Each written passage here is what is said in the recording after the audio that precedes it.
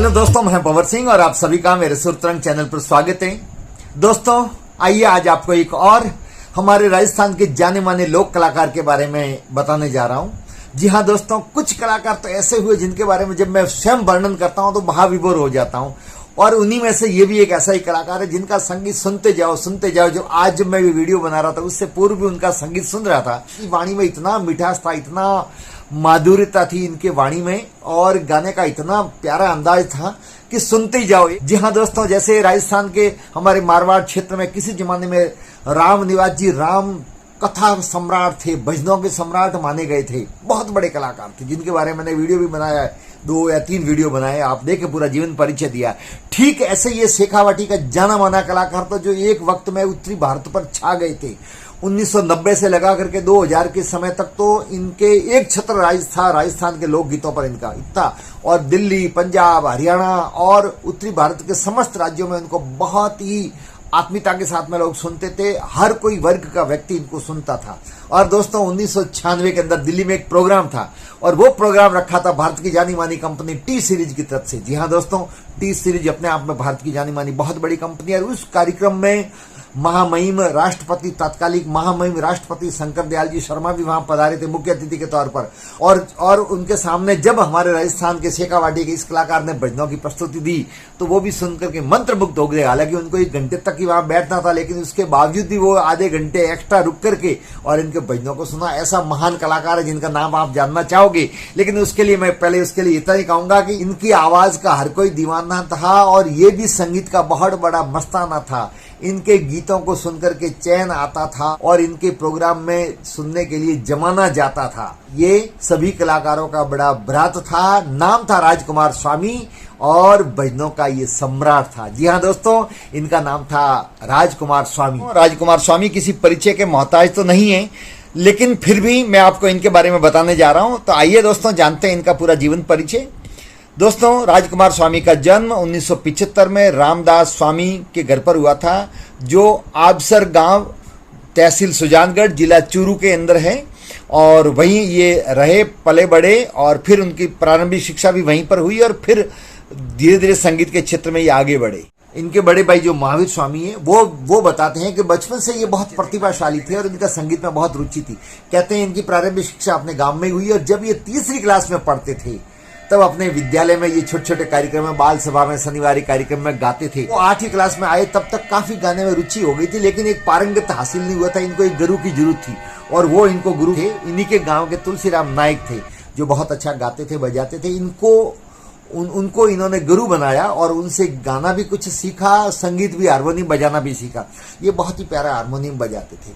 और उसके बाद में दोस्तों जब ये 16-17 साल के थे तब आवाज के फन का जादू लोगों के दिल पर छा गया था। लोग इनके आवाज के दीवाने होने लग गए थे, और जहां भी सत्संग होती थी फिर इनको धीरे धीरे बुलाने लग गए।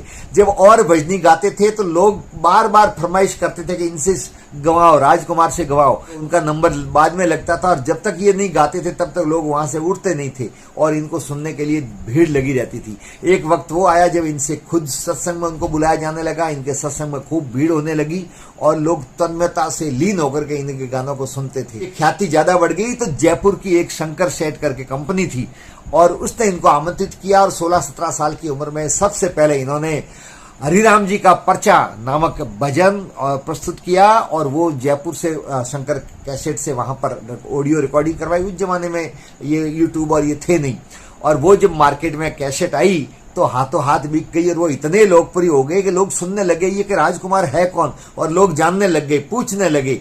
और फिर उसके बाद में उन्होंने पीछे मुड़ करके नहीं देखा, और एक से एक शानदार उन्होंने कैसेटें भरी।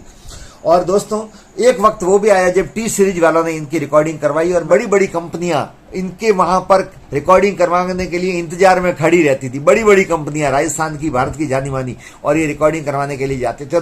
और खासियत भी ये थी कि जैसे ही कैसेट इनकी रिकॉर्डिंग हुई तो हाथों हाथ कैसेट बिक जाती थी। लोकप्रियता उस जमाने में शेखावाटी में और कहीं नहीं थी। जरूर चंपा मेती और राम निवास जी राव लोकप्रिय थे, लेकिन शेखावाटी के अंदर तो एक छत्र राज था इनका, राजकुमार स्वामी का। इन्होंने एल्बम बनाए जिसमें राजस्थान भी नहीं बल्कि हरियाणा, पंजाब और दिल्ली और उत्तर प्रदेश तक भी ये बहुत लोकप्रिय थे और पूरे भारत भर में ये इनके प्रोग्राम सुने जाते थे। वो भारत के विभिन्न भागों में थे, वो भारत भर में उनके प्रोग्राम होने लगे। बहुत सारे इन्होंने स्टेज प्रोग्राम किए। इन्होंने लगभग 1000 ऑडियो कैसेट रिकॉर्ड करवाई, जो अपने आप में रिकॉर्ड 1000 ऑडियो कैसेट रिकॉर्ड करवाई। बाद में उनके बहुत सारे एल्बम भी आए और ये बहुत ही लोकप्रिय हो गए। और इन्होंने बहुत सारे लाइव प्रोग्राम दिए जो रिकॉर्डिंग उपलब्ध हुई है और आज तो यूट्यूब पर भी आप बहुत सारे उनके वीडियो देख रहे हैं। टी सीरीज से बालाजी के उनके प्रोग्राम आया, उसके बाद में दिलदार, उसके बाद में कुएं पर एकली, भरदे मायरो, गायों वाला कानजी और गांजियो पी और भजन गाए। इन भजनों ने इनको बहुत ऊंचाई दी और इनका कद है वो संगीत के क्षेत्र में बहुत ऊंचा हो गया। और इनकी लोकप्रियता का आलम यह था कि घर घर में इनकी कथाएं और इनके भजनों को सुना जाता था और हर प्रकार के गीत, हर प्रकार के भजन इन्होंने गाए, भले वो होली के गीत हो, भले फागुन के हो, तीज त्योहार के हो, शादी ब्याह के हो, हर प्रकार के गाने और हर प्रकार के गानों में इनको महारत हासिल थी। उत्सव पर्व जितने भी उनके गीत और हमारे जितने भी देवी देवता शायद ही कोई पीछे रहा हो, उन सभी देवी देवताओं के उन्होंने भजन गाए। अर्थात राजस्थान के समस्त क्षेत्रों को उन्होंने छुआ और समस्त विषयों को अपने गीतों के अंदर शामिल किया। बाद में दोस्तों माँ की ममता करके इनका बहुत शानदार भजन आया। सत्यवान सावित्री, राजा हरिश्चंद्र, राजा बर्तरी, राजा गोपीचंद इत्यादि आए और 21 वर्ष की उम्र प्राप्त करते करते इनको भजन सम्राट की उपाधि भी मिल गई थी, जो अपने आप में बहुत बड़ी बात होती है दोस्तों। लेकिन कहते हैं ना कि ऐसे जो अच्छे कलाकार होते हैं शायद इनकी भगवान को भी जरूरत रहती है, इसलिए वक्त से पहले ही इनको बुला लेते। मानसिक रूप से भी ये थोड़े अस्वस्थ थे और भी कारण थे जो आगे मैं बताऊंगा अगले वीडियो में। और अंतोगत्वा दोस्तों 4 मार्च 2021 को लाडनू रोड पर, सुजानगढ़ के बाखड़ा कॉलोनी में ये रहते थे, वहीं पर उनका मकान था लाडनू रोड पर, और वहीं पर उन्होंने 4 मार्च 2021 को आत्महत्या कर ली। जी हाँ दोस्तों, आत्महत्या कर ली और इस दुनिया से चले गए।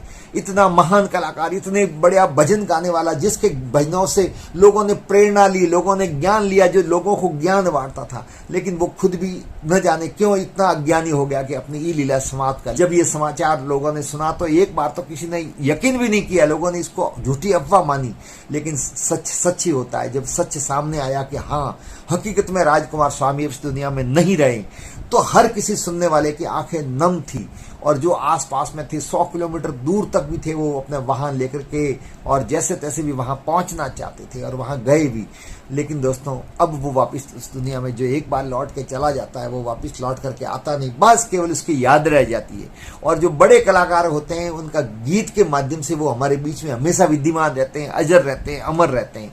राजकुमार जी इस दुनिया से चले गए। उनके परिवार में 5 पुत्रियां, एक बेटा है, पत्नी है, उनको छोड़ करके वो इस दुनिया से चले गए। तो दोस्तों ये था राजकुमार स्वामी जी का जीवन परिचय। कैसा लगा? वीडियो को लाइक करें, शेयर करें, कमेंट्स करें, और जो नए वीडियो देख रहे हैं वो चैनल को यदि अब तक सब्सक्राइब नहीं किया है तो ऐसे ही रुचिपूर्ण विषयों पर जानकारी प्राप्त करने के लिए चैनल सब्सक्राइब करें। आप सबका बहुत बहुत धन्यवाद।